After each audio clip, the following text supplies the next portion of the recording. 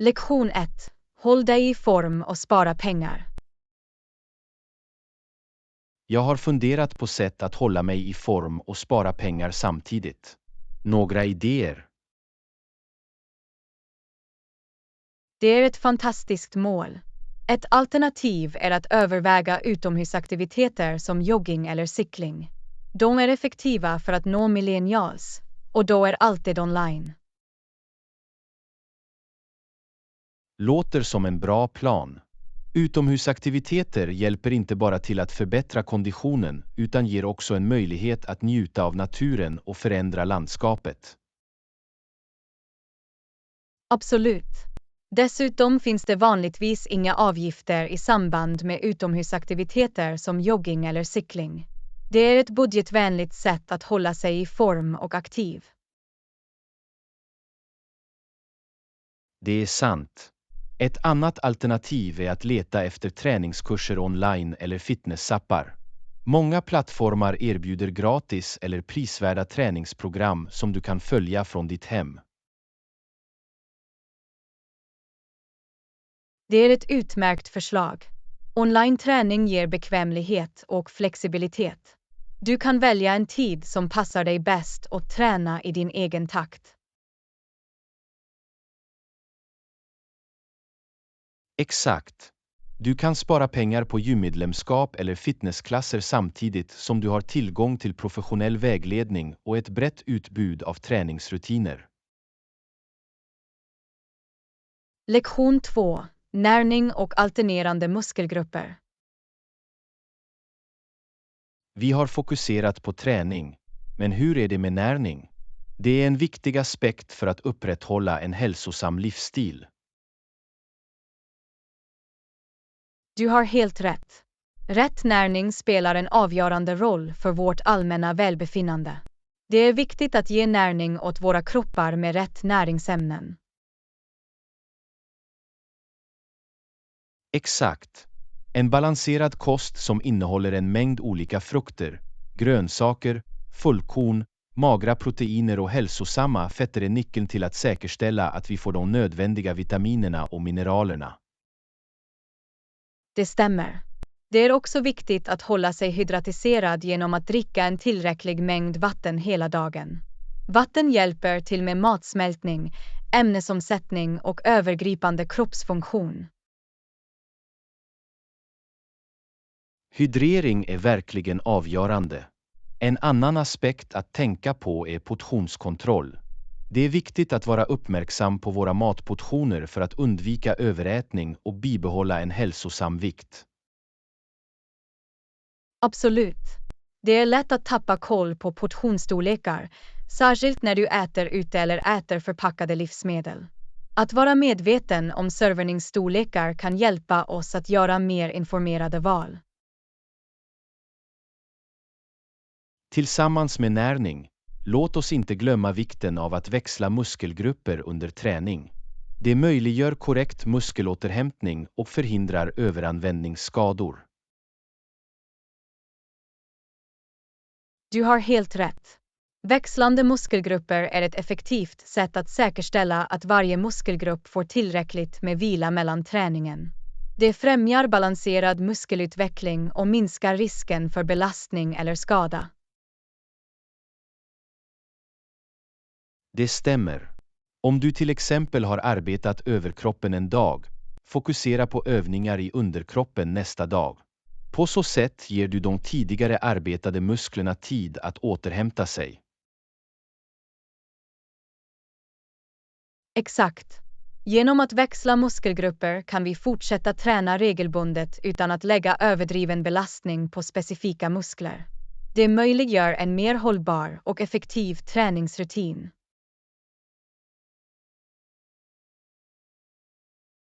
Det handlar om att hitta rätt balans mellan närning och motion för att stödja våra övergripande hälso- och fitnessmål. Genom att uppmärksamma båda aspekterna kan vi optimera vårt välbefinnande. Lektion 3. Unika butiksval. Har du någonsin märkt att varje butik kan ha ett unikt urval av förnödenheter? Ja, Jag har märkt det också. Det är intressant hur olika butiker tillgodoser olika kundbehov.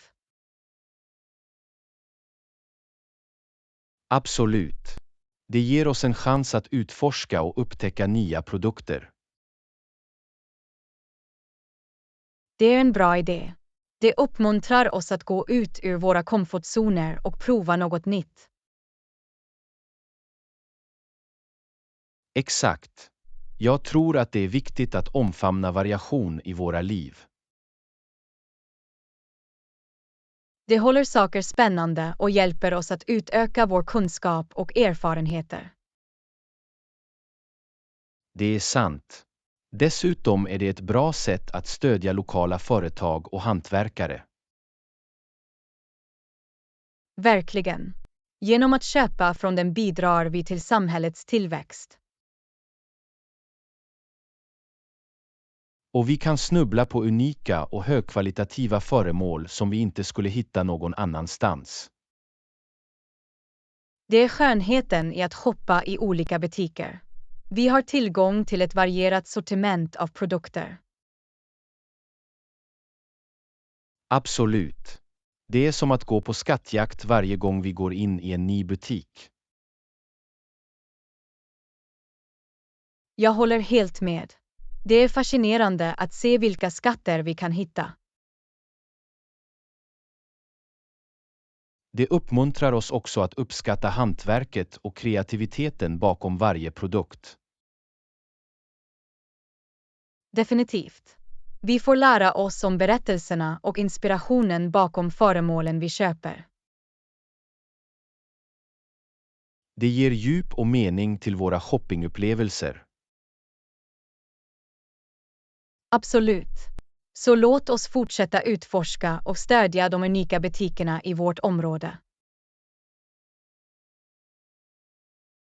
Håller med. Det är en win-win-situation för oss och de lokala företagen. Definitivt. Låt oss göra det till en vana att upptäcka nya och spännande produkter. Jag ser fram emot vårt nästa shoppingäventyr redan. Jag också. Låt oss hålla ögonen öppna för de dolda pärlorna i vår stad. Absolut. Det finns alltid något nytt och spännande som väntar på att upptäckas. Lektion 4. Sista tips för en lyckad resa. Har du några sista tips för en lyckad resa? Ja, det gör jag. En viktig färdighet att ha är anpassningsförmåga. Det är sant. Att kunna anpassa sig till olika situationer kan göra stor skillnad. Absolut. Saker kanske inte alltid går som planerat, men om vi håller oss flexibla kan vi fortfarande ha en fantastisk resa. Jag håller med. Det är viktigt att ha en reservplan och vara öppen för ändringar. Ett annat tips är att göra lite forskning om de lokala sederna och traditionerna. Det är en bra poäng. Att respektera den lokala kulturen kan hjälpa oss att få kontakt med folket och göra vår resa mer meningsfull. Definitivt. Det hjälper oss också att undvika oavsiktliga missförstånd eller brott. Det är sant. Och låt oss inte glömma att packa lätt. Det gör resan mycket bekvämare. Absolut. Ta bara med det väsentliga och undvik onödiga föremål. En annan färdighet som kommer till nytta är navigering. Bekanta dig med det lokala transportsystemet. Det stämmer. Att veta hur man tar sig runt effektivt kan spara oss mycket tid och stress. Och var inte rädd för att be om hjälp om det behövs. Lokalbefolkningen är vanligtvis vänliga och villiga att hjälpa till. Det är en bra poäng. Att engagera sig med lokalbefolkningen kan också ge oss värdefulla insikter och rekommendationer. Absolut. De känner till de bästa dolda platserna och lokala attraktioner. Slutligen, ha ett öppet sinne och omfamna nya upplevelser. Att resa handlar om att utvidga våra horisonter. Jag kunde inte hålla med mer. Låt oss närma oss våra resor med nyfikenhet och en vilja att lära oss. Lektion 5. Schemalägg ett möte för inspiration. Har du planerat ett möte för att hitta inspiration än?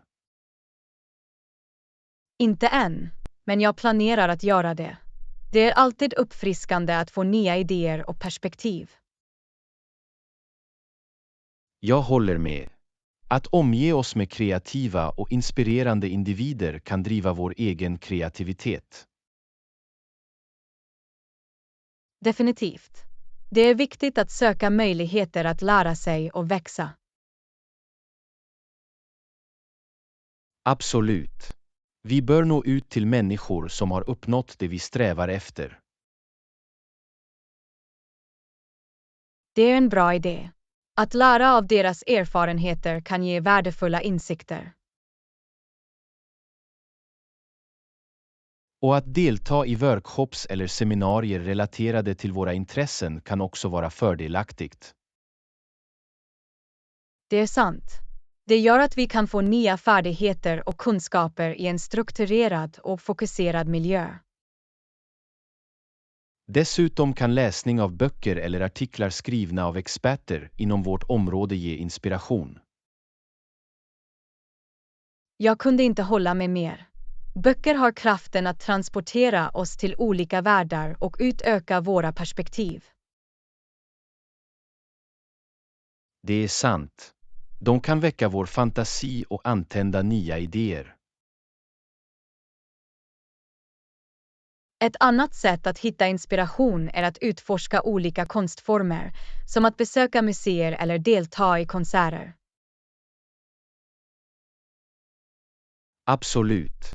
Konst har ett sätt att röra våra själar och framkalla känslor. Och låt oss inte glömma naturen.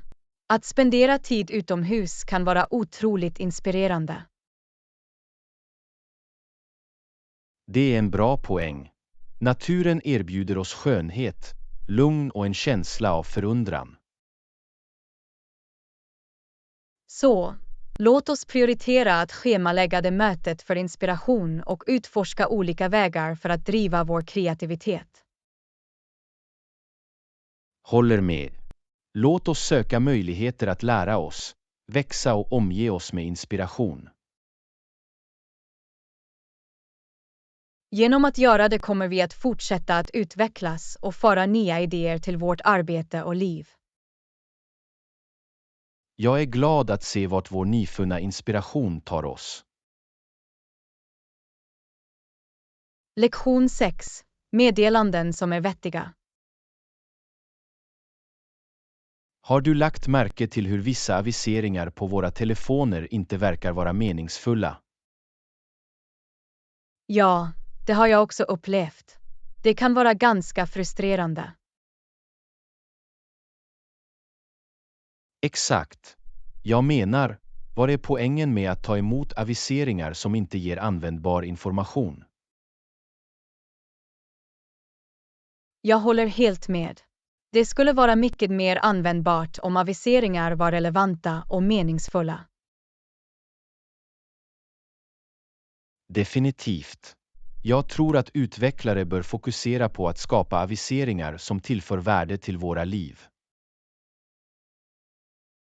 Absolut. Det skulle vara bra om vi kunde anpassa våra aviseringsinställningar för att bara ta emot de som är viktiga för oss. Det är en bra idé. Anpassning skulle göra aviseringar mycket effektivare.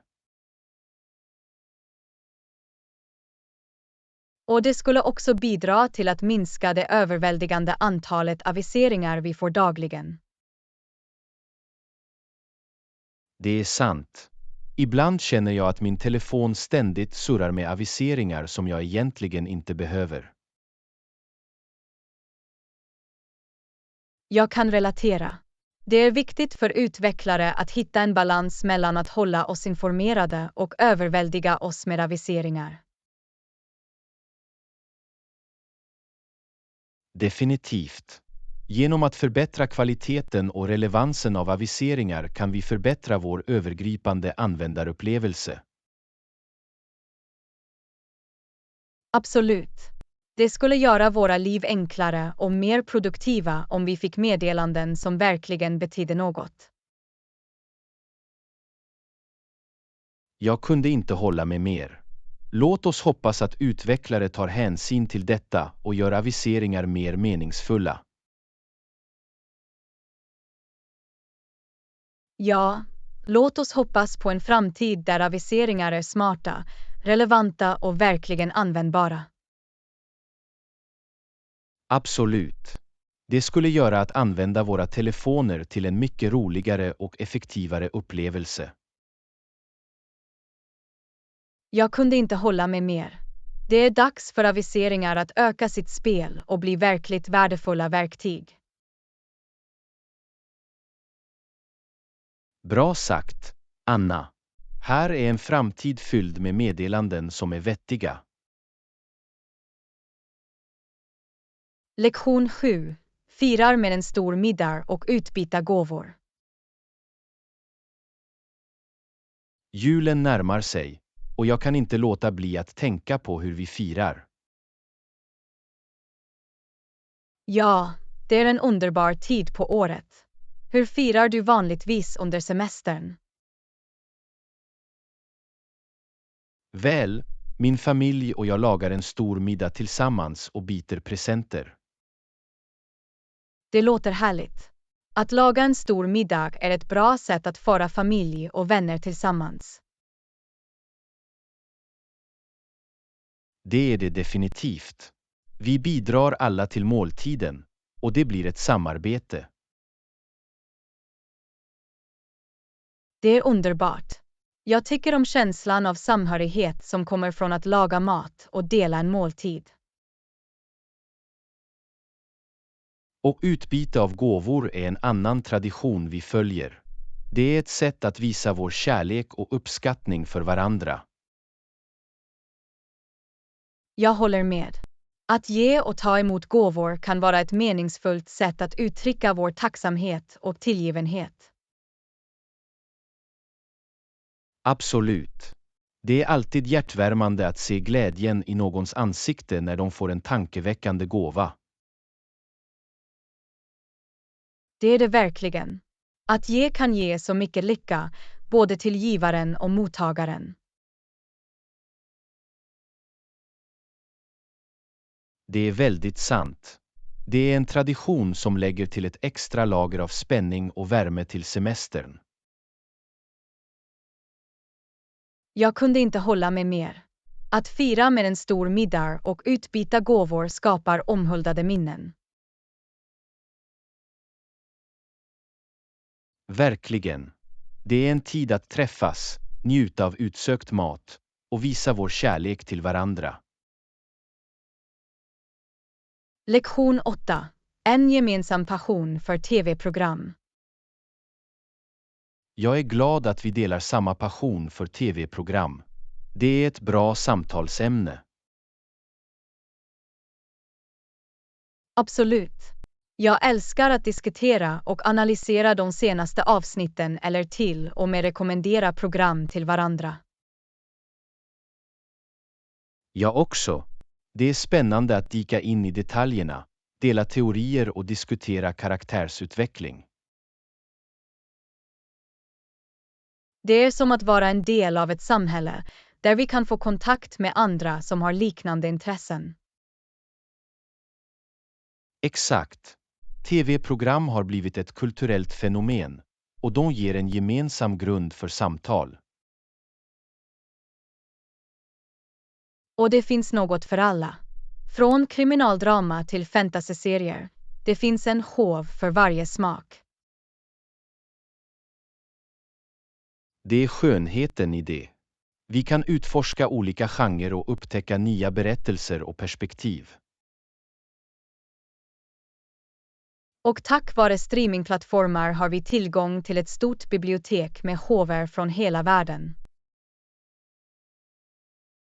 Det är fantastiskt hur tv-program har utvecklats och blivit mer mångsidiga och inkluderande. Absolut. De har makten att underhålla, utbilda och till och med utlösa viktiga samtal. Det är sant. De kan ta itu med sociala frågor och främja empati och förståelse.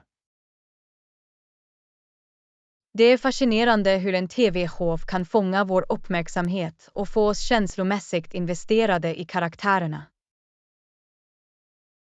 Verkligen. Det är ett bevis på kraften i berättande och författarnas talang, regissörer och skådespelare. Jag kunde inte hålla mig mer. TV-program har blivit en viktig del av vår kultur och en inspirationskälla. Bra sagt, Anna. Här är många fler engagerande samtal om våra favorit-tv-program. Lektion 9. Separata sängar. Jag tror att det skulle vara bättre om vi hade separata sängar. På så sätt får vi vårt eget utrymme. Jag förstår. Att ha separata sängar kan ge mer komfort och personligt utrymme. Ja, det är viktigt att ha en god natts sömn för att vara produktiv under dagen. Vi kan ordna rummet med 2 sängar placerade isär för bekvämlighet. Det låter som en praktisk lösning. Det kommer att ge oss individuella sovplatser. Vi kan också välja madrasser och kuddar som passar våra personliga preferenser. Rätt. Bekväma sängkläder är viktiga för en vilsam sömn. Plus, att ha separata sängar gör att vi kan ha olika sovrutiner utan att störa varandra. Exakt. Vi har alla olika sömnmönster och på så sätt kan vi upprätthålla våra egna scheman. Det är viktigt att prioritera våra individuella behov för en hälsosam och balanserad livsstil. Håller med. Separata sängar ger oss det utrymme och komfort vi behöver. Lektion 10. Fräscha upp. Jag har ett morgonmöte och vill fräscha upp innan det börjar. Det är en bra idé. Det är viktigt att känna och se ut som bäst vid viktiga möten. Ja, en snabb dusch och skötselrutin kan göra ett positivt intryck. Du kan också välja en lämplig outfit som återspeglar professionalism. Absolut. Att klä sig på lämpligt sätt visar respekt och uppmärksamhet på detaljer. Glöm inte att borsta tänderna och använd munvatten för frisk andedräkt. Bra poäng. Att upprätthålla munhygien är avgörande för effektiv kommunikation. Om du har tid kan du också granska mötesagendan och förbereda nödvändiga dokument. Ja, att vara väl förberedd hjälper mig att bidra effektivt under mötet. Och kom ihåg att komma några minuter tidigt för att bosätta sig och vara redo. Rätt. Punktlighet visar professionalism och respekt för andras tid. Jag är säker på att du kommer att göra det bra på mötet. Lycka till! Tack. Jag uppskattar ditt stöd. Lektion 11. Hobbyer och läsning. Har du några andra hobbyer, Anna? Väl, jag tycker om att läsa fiktionsromaner. De tar mig till olika världar och väcker min fantasi. Vad sägs om dig, John? Läsning är jättebra. Det är ett fantastiskt sätt att utöka ditt ordförråd och förbättra dina språkkunskaper. Absolut. Dessutom är det ett underbart sätt att koppla av och varva ner efter en lång dag. Jag kunde inte hålla med mer. Det finns inget som att gå vilse i en fängslande historia. Det är sant. Jag tycker det är fascinerande hur böcker kan transportera oss till olika tidsperioder eller till och med magiska världar. Det är litteraturens skönhet. Det gör att vi kan uppleva saker bortom vår egen verklighet. Exakt. Och det handlar inte bara om underhållning. Böcker kan också lära oss värdefulla lektioner och ge oss nya perspektiv. Absolut. Läsning kan bredda våra horisonter och hjälpa oss att förstå olika kulturer och synpunkter. Därför försöker jag alltid läsa böcker från olika författare och genrer. Det hjälper mig att få en djupare förståelse för världen. Det är ett bra tillvägagångssätt, Anna. Det är viktigt att ha en mångsidig läslista för att utforska olika teman och idéer. Definitivt. Vad är den senaste boken du läste, John? Jag avslutade nyligen en science fiction-roman som heter Temartian. Det var ett spännande äventyr som utspelar sig på Mars. Åh, jag har hört talas om den. Det låter fascinerande. Jag lägger till den i min läslista. Jag rekommenderar det starkt. Författaren gjorde ett fantastiskt jobb med att blanda vetenskap och spänning. Jag kommer definitivt att prova. Tack för rekommendationen, John. Du är välkommen, Anna. Jag hoppas att du tycker om det lika mycket som jag gjorde. Lektion 12. Rumsmakeover. Låter som en plan. Jag är glad att hjälpa dig med din rumsmakeover, Anna. Tack, John. Jag uppskattar verkligen din hjälp. Jag har velat ge mitt rum en fräsch look ett tag nu.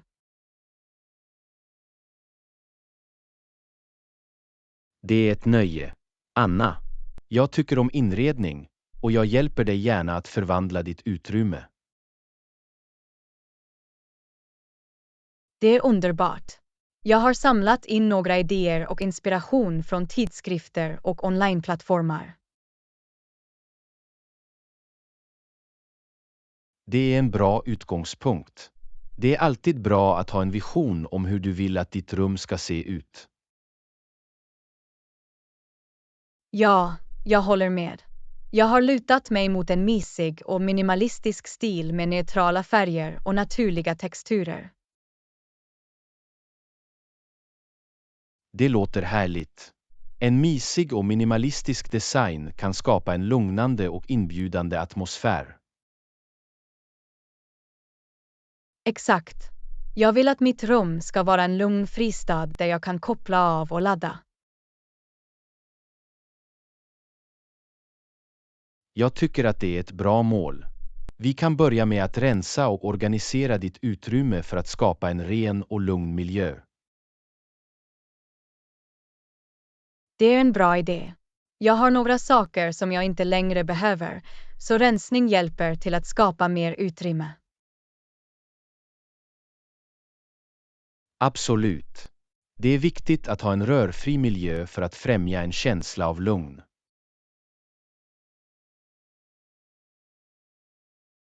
När vi väl har rensat kan vi fokusera på att välja möbler och dekorationer som överensstämmer med den stil jag har i åtanke. Det är den roliga delen. Vi kan utforska olika butiker och webbplatser för att hitta bitar som passar din vision. Jag är verkligen upphetsad över hela processen. Jag kan inte vänta med att se slutresultatet. Jag är också upphetsad, Anna. Det kommer att bli ett givande projekt och jag är säker på att ditt rum kommer att bli vackert. Lektion 13. Renlighet och kontroll. Om du bestämmer dig för att prova det, se bara till att kontrollera platsens renlighet. Absolut. John. Renlighet är viktigt, särskilt när man provar något nytt. Det är viktigt att se till att miljön är ren och välskött för att undvika potentiella hälsoproblem. Ja, jag håller helt med. Renlighet bör vara högsta prioritet på alla platser vi besöker eller provar. Innan du deltar i någon aktivitet eller besöker en ny plats, ta en stund att bedöma renhetsstandarderna. Det är ett bra tips, John. Det är alltid bättre att vara säker än ledsen. Exakt. Var uppmärksam på den övergripande renheten, hygienpraxis och anläggningarnas skick. Dessutom är det en bra idé att läsa recensioner eller be om rekommendationer från betrodda källor.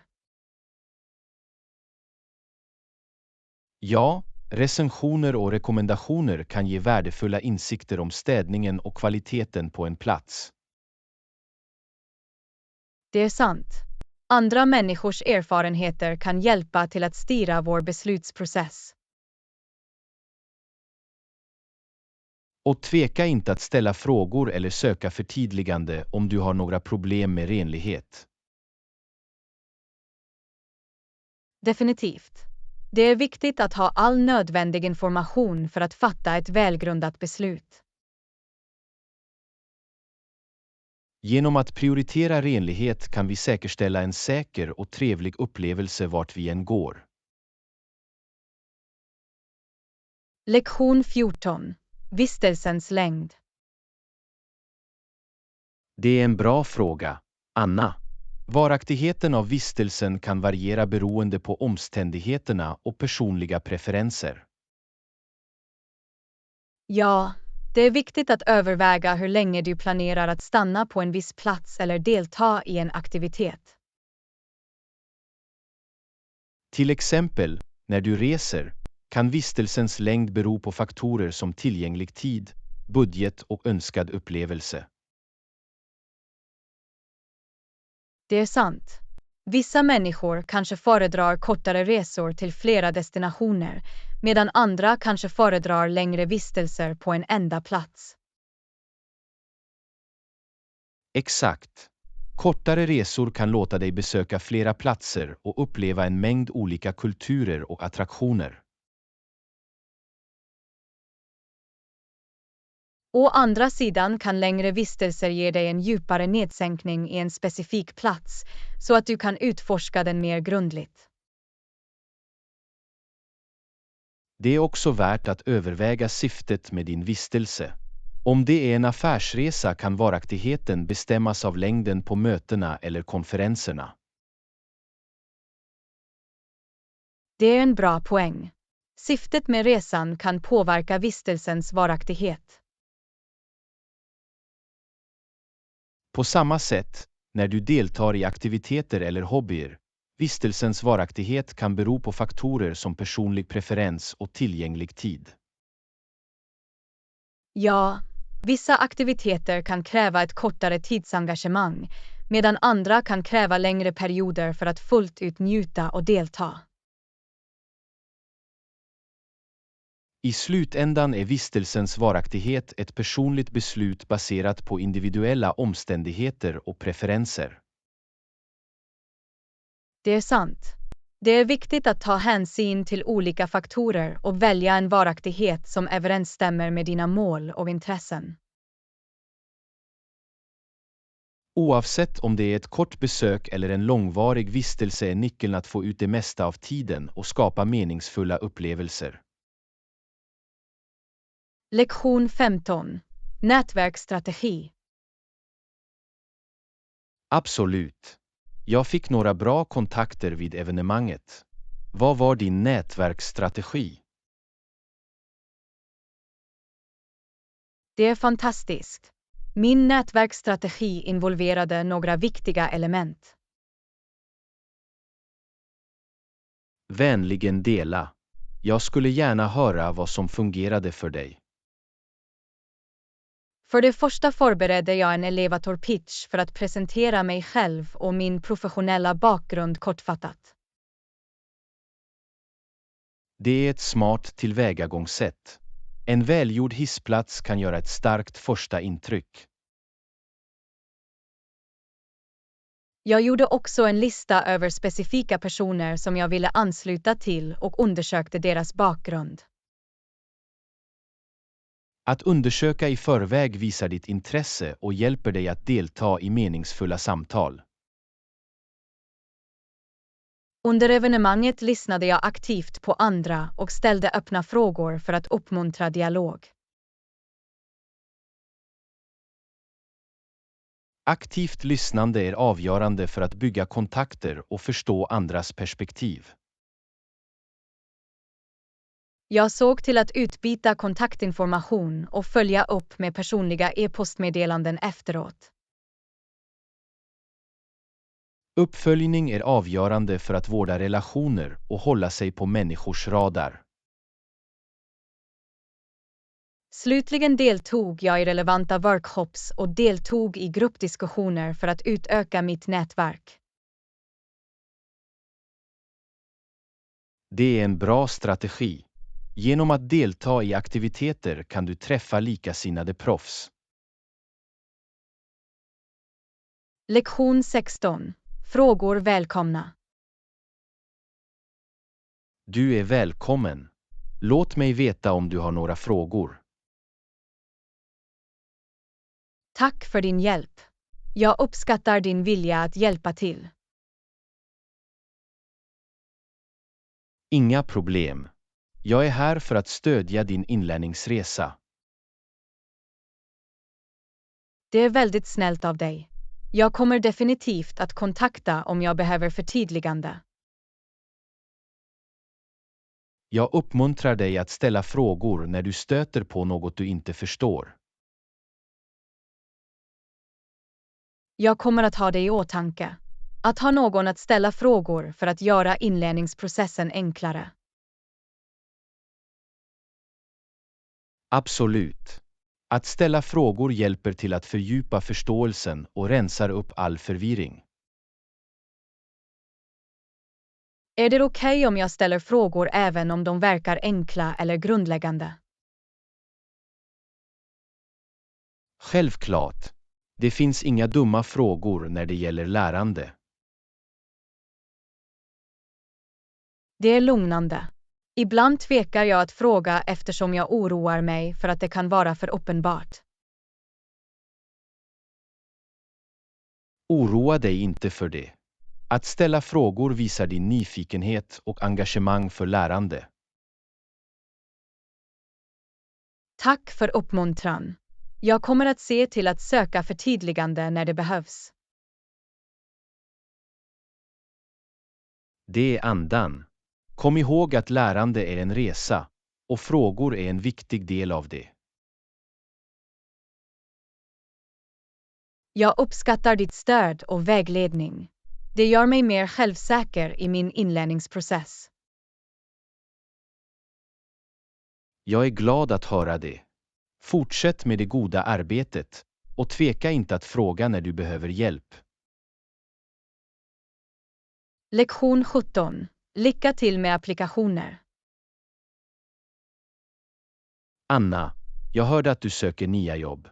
Hur går processen?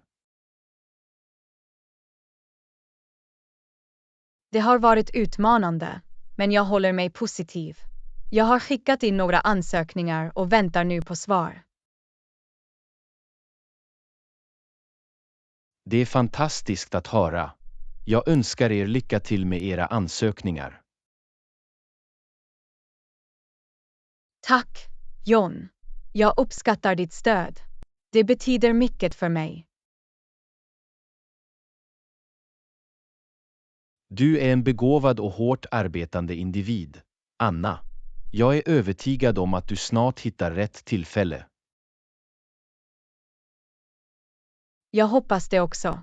Det är en konkurrenskraftig arbetsmarknad, men jag är fast besluten att hitta en position som passar mina färdigheter och intressen. Håll dig fokuserad och fortsätt att polera ditt CV och personliga brev. Jag är säker på att dina ansträngningar kommer att löna sig. Det ska jag göra, John. Jag förbereder mig också för intervjuer och undersöker de företag jag är intresserad av. Det är ett smart tillvägagångssätt. Att vara väl förberedd kommer att öka ditt självförtroende under intervjuer. Absolut. Tack för din uppmuntran, John. Det är motiverande att ha någon som hejar på mig. Du förtjänar allt stöd, Anna. Jag tror på dina förmågor och jag är här för att hjälpa på alla sätt jag kan. Lektion 18. Åkdelningstjänst. Anna, har du någonsin använt en ridekörningstjänst? Ja, jag har. Det är ganska praktiskt, särskilt när jag har bråttom eller reser till okända platser. Det låter bekvämt. Hur fungerar det exakt? Du laddar helt enkelt ner åkdelningsappen på din telefon, skapar ett konto och begär en resa när du behöver en. Är det säkert att använda? Jag har hört några blandade åsikter om ridekörningstjänster. Liksom alla transportmedel är det viktigt att vidta försiktighetsåtgärder. Se till att verifiera förarens uppgifter och kontrollera recensioner innan du bokar en resa. Det är bra råd. Jag kommer att ha det i åtanke. Finns det några specifika åkdelningsappar du rekommenderar? De mest populära åkdelningsapparna är Uber och Lyft.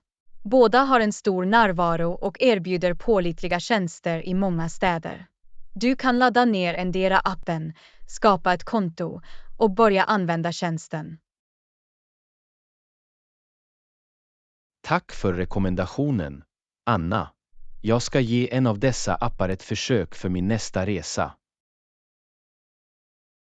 Du är välkommen, John. Det är ett bekvämt och ofta kostnadseffektivt sätt att ta sig runt. Se bara till att planera dina turer i förväg och var uppmärksam på stigande priser under rusningstid.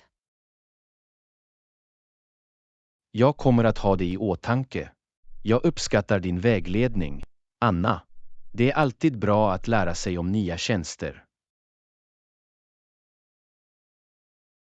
Lektion 19. Effektivitet i köket. Anna, jag har funderat på sätt att förbättra vår effektivitet i köket. Det kan bli ganska kaotiskt under måltidsberedningen. Jag håller helt med, John. Det är viktigt att effektivisera våra processer och göra saker mer hanterbara. Vad föreslår du att vi gör? Låt oss börja med att organisera våra köksredskap och redskap. Vi borde ha utsedda platser för allt så att vi lätt kan hitta det vi behöver. Det är en bra idé, John. Genom att hålla allt på rätt plats slösar vi inte tid på att leta efter saker när vi behöver dem. Exakt. Låt oss nu ta itu med köksapparaterna.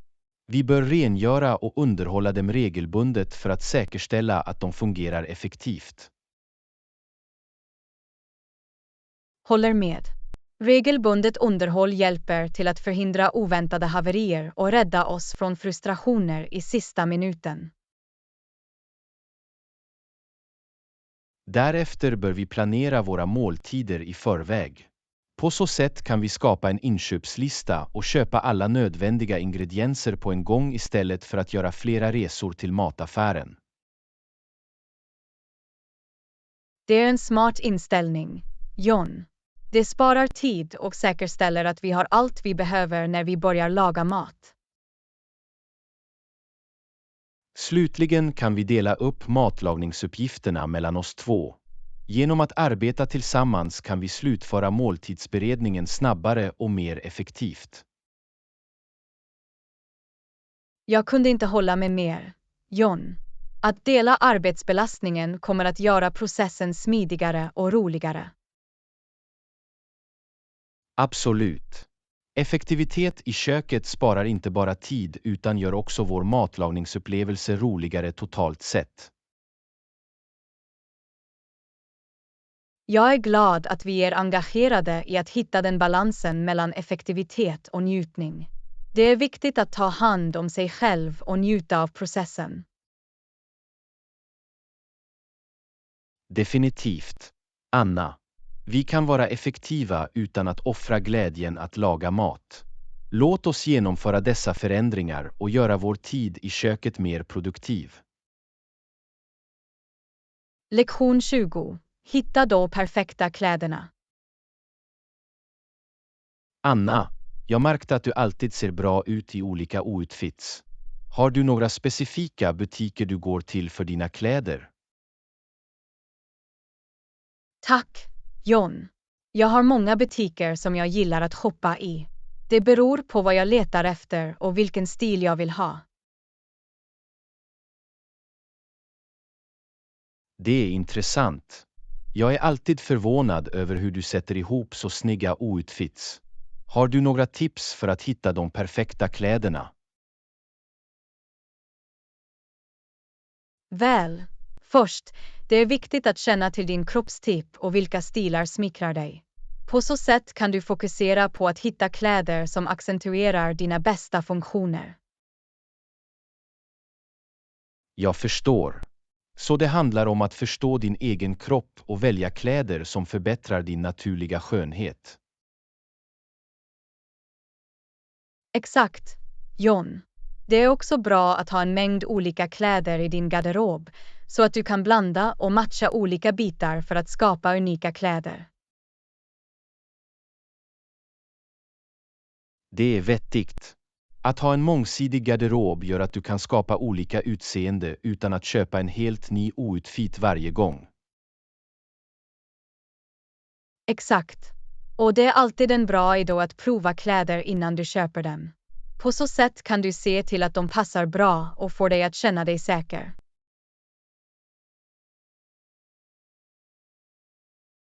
Jag tänker på det. Anna, att prova kläder är ett viktigt steg för att se till att de ser ut och mår bra på dig.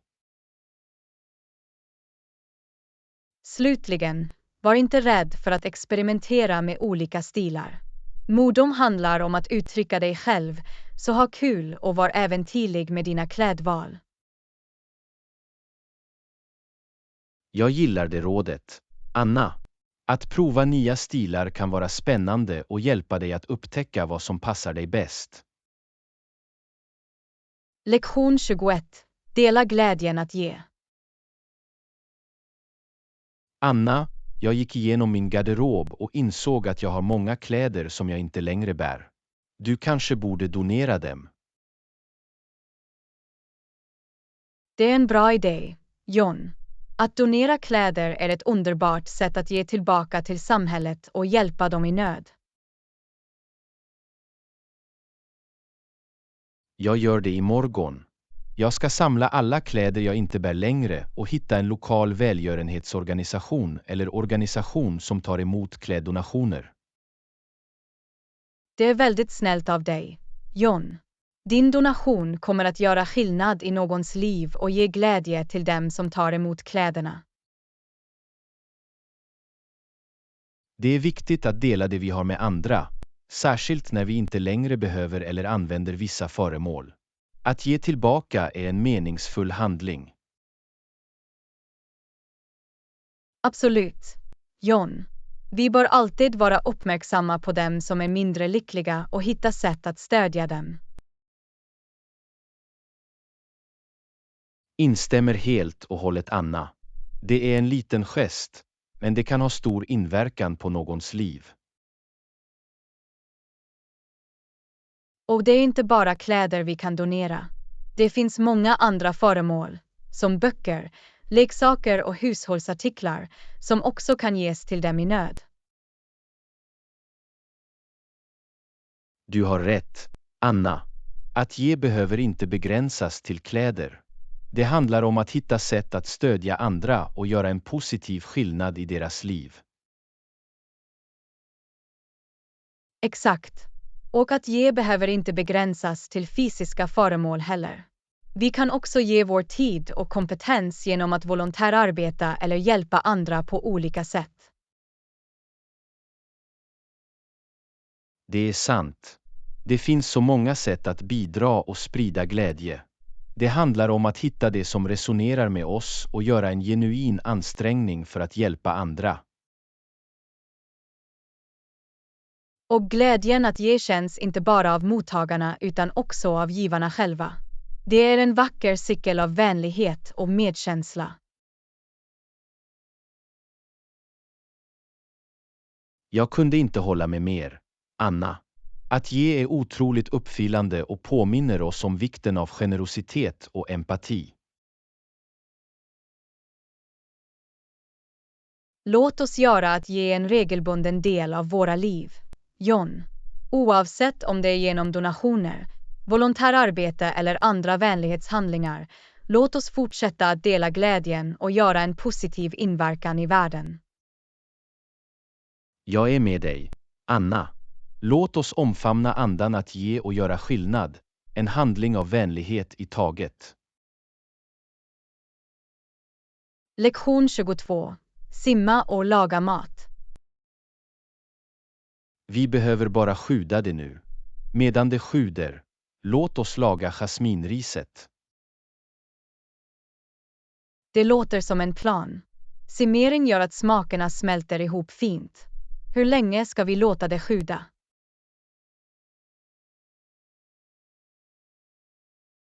Cirka 30 minuter borde räcka. Det ger alla ingredienser tillräckligt med tid för att blanda och utveckla sina smaker. Jättebra. Medan det sjuder, låt oss förbereda jasminriset. Har du en föredragen metod för att laga den? Jag brukar använda absorptionsmetoden. Först måste vi skölja riset för att ta bort överskott av stärkelse. Sedan kombinerar vi det med vatten i en kastrull och kokar det. När det kokar sänker vi värmen, täcker pannan och låter den sjuda i cirka 15 minuter tills vattnet har absorberats. Det låter enkelt nog. Jag börjar skölja riset medan du kollar på den sjudande skålen. Säker, låter bra. Jag rör om det försiktigt för att se till att ingenting fastnar i botten. Medan jag sköljer riset, kan du berätta för mig varför simmering är en viktig matlagningsteknik? Simmering är viktigt eftersom det gör att ingredienserna kan koka långsamt och jämnt. Det hjälper också till att mjuka hårdare köttstycken och fylla skålen med smakerna av kryddor. Det är vettigt. Så genom att sjuda ser vi till att alla ingredienser tillagas ordentligt och att smakerna är väl fördelade.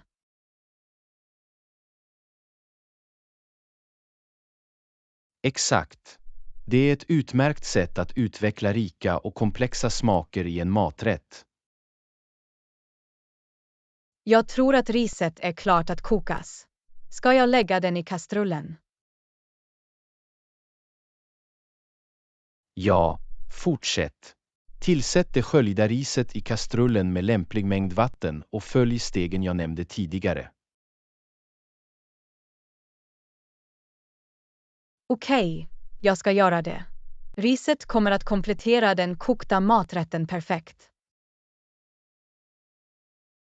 Verkligen.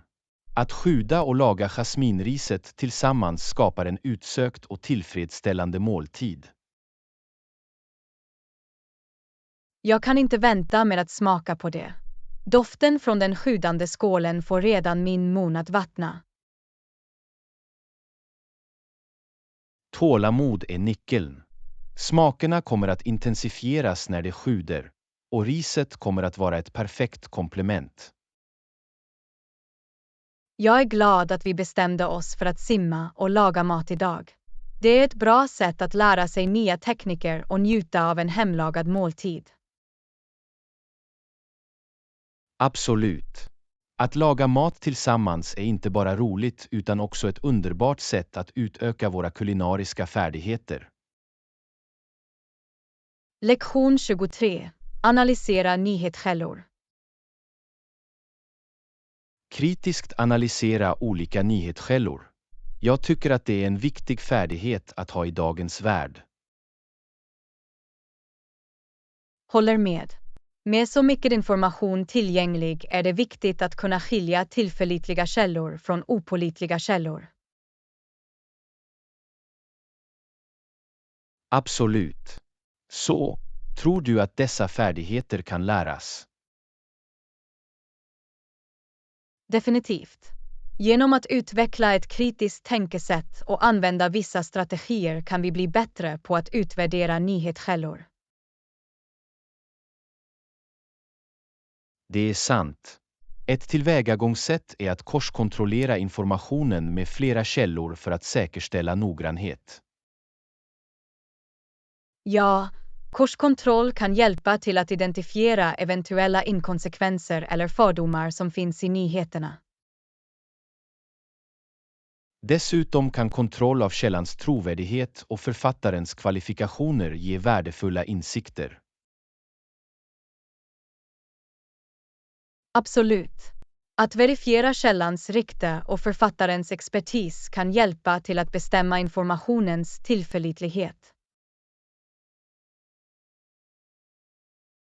Det är också viktigt att vara medveten om eventuella fördomar i de nyhetskällor vi följer.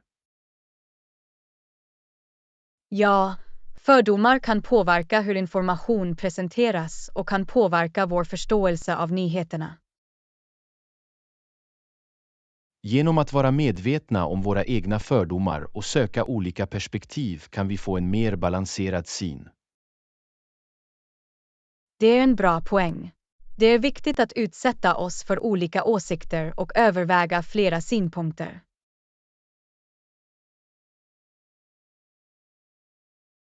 Verkligen.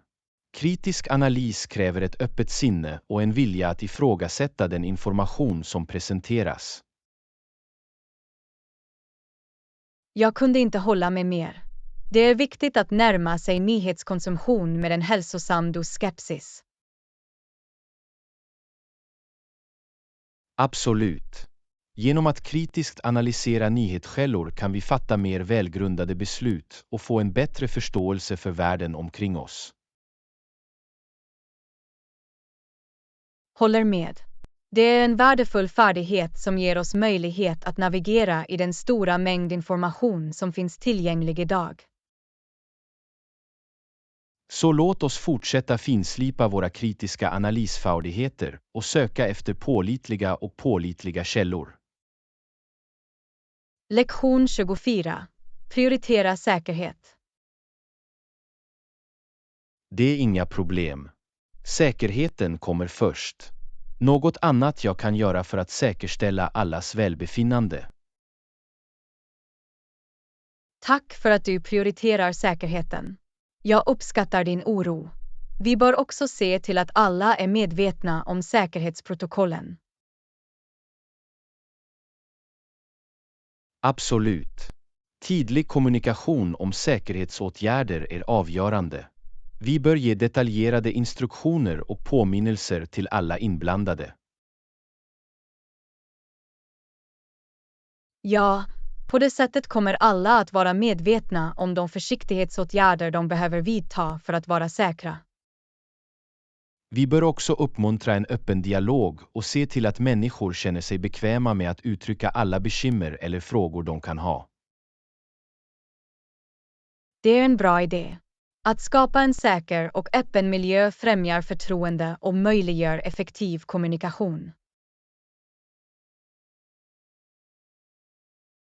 Dessutom kan regelbundna säkerhetskontroller och inspektioner hjälpa till att identifiera eventuella faror och hantera dem snabbt. Definitivt. Det är viktigt att vara proaktiv när det gäller att identifiera och minska risker för att säkerställa en säker miljö för alla. Och om någon märker några säkerhetsproblem eller faror bör de rapportera dem omedelbart så att de kan lösas snabbt. Absolut. Snabb rapportering och åtgärder kan förebygga olyckor och säkerställa en säker arbets- eller livsmiljö. Vi bör också tillhandahålla tillräcklig utbildning och resurser till alla så att de kan förstå och följa säkerhetsprotokoll. Ja, korrekt utbildning är avgörande för att säkerställa att alla är utrustade med kunskap och färdigheter för att vara säkra. Det är viktigt att komma ihåg att säkerhet är ett delat ansvar. Alla bör aktivt delta i att upprätthålla en säker miljö. Jag kunde inte hålla med mer. När alla är engagerade i säkerhet kan vi skapa ett säkert och skyddat utrymme. Så låt oss fortsätta prioritera säkerhet och vidta nödvändiga försiktighetsåtgärder för att säkerställa välbefinnandet för alla inblandade. Lektion 25. Välja rätt mjölk. Bara vanlig mjölk kommer att göra. Tillräckligt för att hålla oss hela veckan. Låter bra. Vanlig mjölk är mångsidig och kan användas i olika recept och drycker. Det är sant. Det är en stapelvara i många hushåll och ger viktiga näringsämnen. Vanlig mjölk är en bra källa till kalcium, protein och vitaminer, vilket gör det till ett näringsrikt val. Dessutom är det lätt tillgängligt i de flesta livsmedelsbutiker, vilket gör det bekvämt att köpa. Ja, tillgänglighet är definitivt ett pluspunkt. Vanlig mjölk är ett vanligt och allmänt tillgängligt alternativ. Vissa människor kan dock ha kostbegränsningar eller preferenser som kräver alternativa mjölkalternativ. Det är sant. För individer som är laktosintoleranta eller följer en vegansk kost finns det växtbaserade mjölkalternativ. Växtbaserade alternativ som mandelmjölk, sojamjölk eller havremjölk kan vara lämpliga alternativ för dem med specifika kostbehov. Växtbaserade mjölkalternativ erbjuder en mängd olika smaker och kan användas på liknande sätt som vanlig mjölk. Det är viktigt att ta hänsyn till personliga preferenser, kostbehov och avsedd användning när du väljer rätt mjölk. Absolut. Genom att välja den mjölk som överensstämmer med våra behov kan vi se till att vi njuter av både smak och näringsmässiga fördelar. Så för tillfället, låt oss gå med vanlig mjölk och se till att vi har tillräckligt för att hålla oss hela veckan. Lektion 26. Utforska forntida ruiner. Har du funderat på att utforska gamla ruiner? Det kan vara en fascinerande och lärorik upplevelse.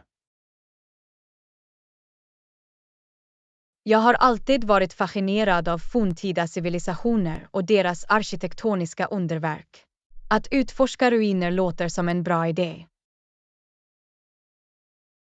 Forntida ruiner ger en inblick i det förflutna och ger värdefulla insikter i historien och kulturen i en region. Det är sant.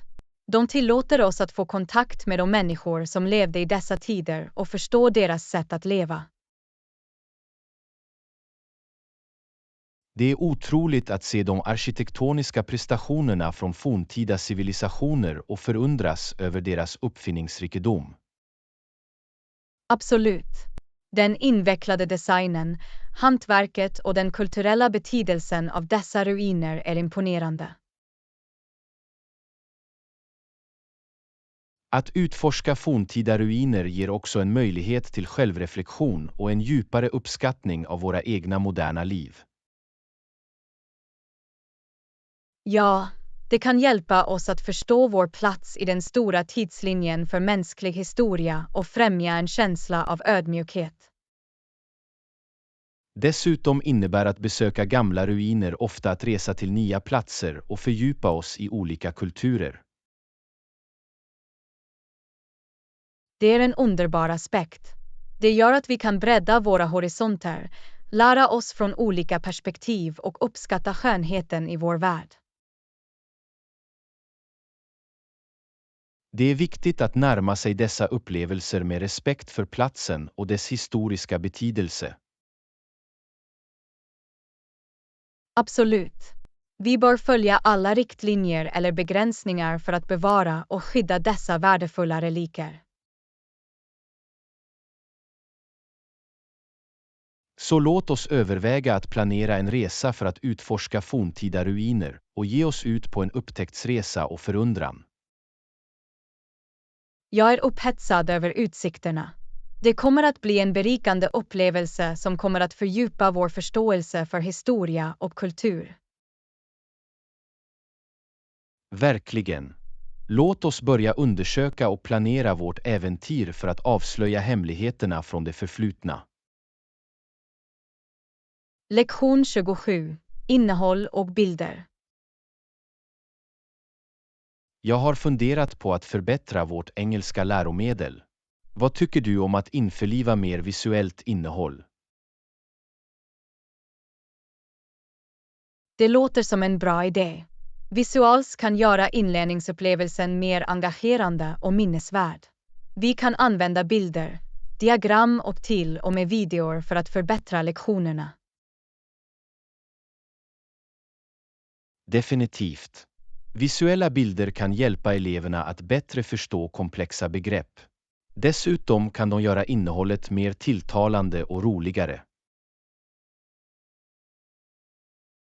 Absolut. Det är viktigt att tillgodose olika inlärningsstilar, och visuella bilder kan vara särskilt användbara för visuella elever. De kan också fungera som ett användbart hjälpmedel för dem som är mer benägna till visuellt lärande. Du har rätt. Genom att använda bilder kan vi tillhandahålla en multisensorisk inlärningsupplevelse som tilltalar ett bredare spektrum av elever. Det kommer att göra våra lektioner mer tillgängliga och effektiva. Jag håller helt med. Vi kan också överväga att använda infografik och diagram för att presentera information på ett tydligt och kortfattat sätt. På så sätt kan eleverna snabbt förstå viktiga punkter och behålla informationen bättre. Det är ett utmärkt förslag. Infografik är ett bra sätt att sammanfatta och presentera information i ett visuellt tilltalande format. De kan vara särskilt användbara för ämnen som involverar statistik eller steg-för-steg-processer. Exakt. Och vi kan också inkludera interaktiva element som frågesporter eller dra-och-släpp-aktiviteter för att göra inlärningsupplevelsen mer interaktiv och engagerande. Det är en fantastisk idé.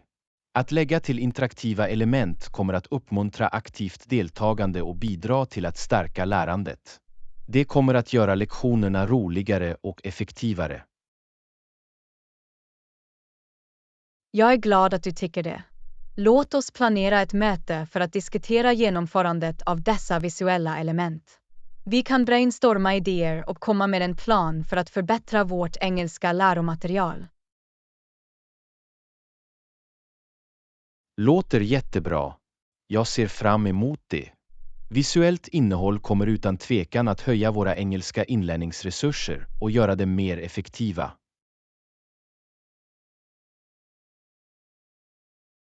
Lektion 28. Armband med armband. Jag har märkt att armband är ganska populära nu för tiden. Har du någonsin funderat på att bära en? Det låter som en bra idé.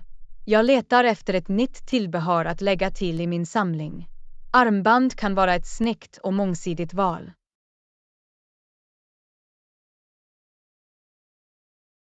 Absolut. Armband kan komplettera olika kläder och lägga till en touch av elegans till alla utseende. De finns i olika mönster och material, så att du kan uttrycka din personliga stil. Det är sant. Jag uppskattar accessoarer som enkelt kan blandas och matchas med olika klädesplagg. Det är ett bra sätt att förbättra mitt övergripande utseende. Definitivt. Armband kan bäras ensamma för en minimalistisk look eller staplas ihop för ett djärvare statement. Du kan skapa olika kombinationer för att passa olika tillfällen och stämningar. Jag gillar mångsidigheten hos armband. Det gör att jag kan vara kreativ och experimentera med olika stilar. Dessutom kan de också vara bra presenter till vänner och nära och kära.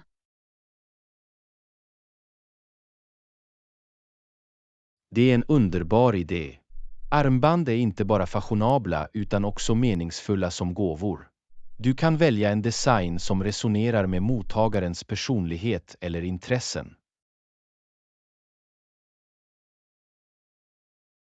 Absolut. Det är en tankeväckande gest som visar att du har ansträngt dig för att välja en gåva som passar deras stil. Jag är säker på att de kommer att uppskatta det.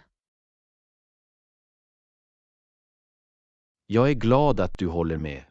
Armband är ett trendigt och tidlöst tillbehör som kan lyfta vilken outfit som helst. Jag tycker att det är värt att överväga att lägga till några till din samling. Lektion 29. Att nå millennials och närning. När det gäller att nå millennials har jag hört att sociala medier och onlineplattformar är effektiva. Var är dina tankar? Det är sant. Millennials är kända för att vara tekniskt kunniga och spendera en betydande tid online. Att använda sociala medier och onlineplattformar kan vara ett utmärkt sätt att engagera sig i denna demografi. Absolut. Genom att skapa informativt och visuellt tilltalande innehåll kan vi fånga deras uppmärksamhet och leverera värdefull information om närning och hälsosamt liv.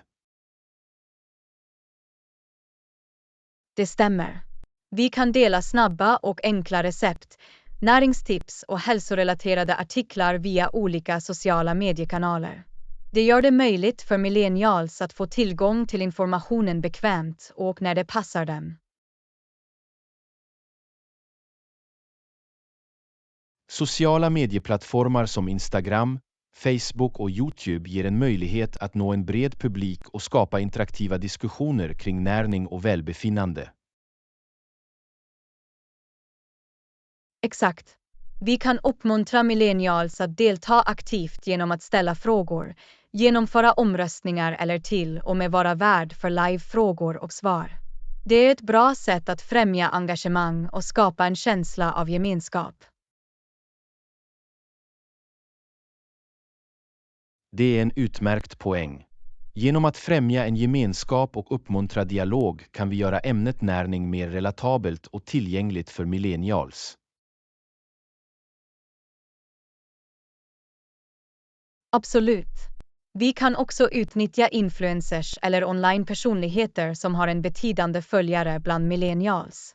Att samarbeta med dem för att främja hälsosamma matvanor kan vara mycket effektivt.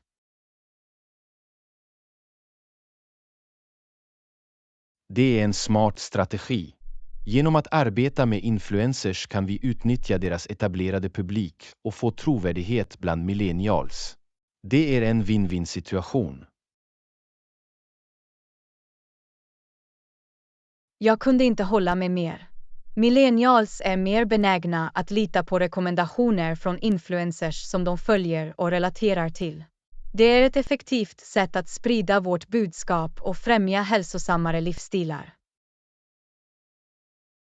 Genom att kombinera sociala medier, onlineplattformar och samarbeten med influencers kan vi skapa en kraftfull strategi för att nå millennials och inspirera dem att prioritera sin näring och välbefinnande.